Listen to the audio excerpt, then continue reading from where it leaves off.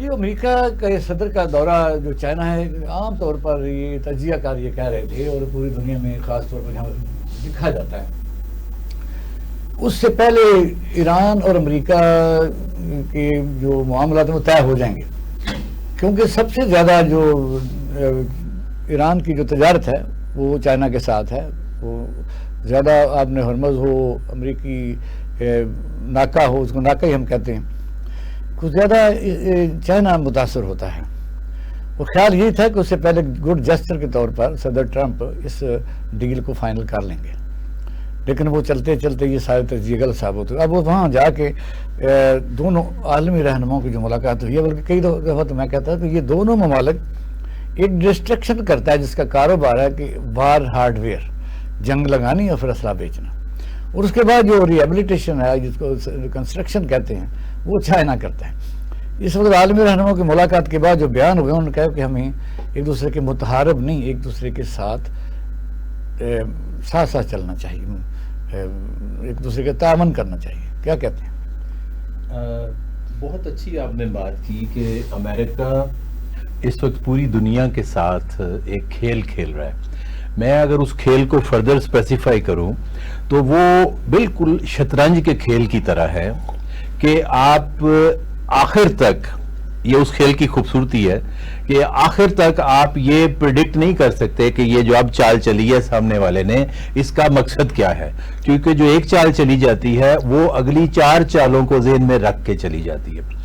دوسری بات یہ ہے کہ وہ بیانات میں جتنا مرضی کہیں کہ ہم متحارب نہیں ہو سکتے، ہمیں ایک دوسرے کے سامنے اس طرح سے نہیں آنا چاہیے، لیکن عملاً جو چیزیں سامنے آئی ہیں ابھی تک، اور خاص طور پہ اس جنگ نے جو چیزیں واضح کی ہیں، اس میں تو مطلب ہے کہ متحارب اور کس کو کہتے ہیں.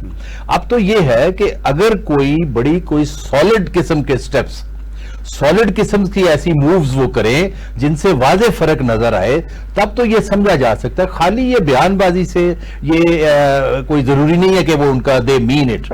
اور پھر بیان بھی اگر آپ یہ سمجھیں، خاص طور پہ صدر ٹرمپ صاحب نے اپنی جو پوزیشن کو بہت خراب کیا ہے اپنے ہی انداز سے، مطلب ہے کہ کبھی ابھی آپ نے بتایا کبھی کوئی بات کر دی، کبھی کوئی بات کر دی، اور اینڈ تک یہی نہ پتہ چلے جی ان میں سے صحیح بات کون سی ہے.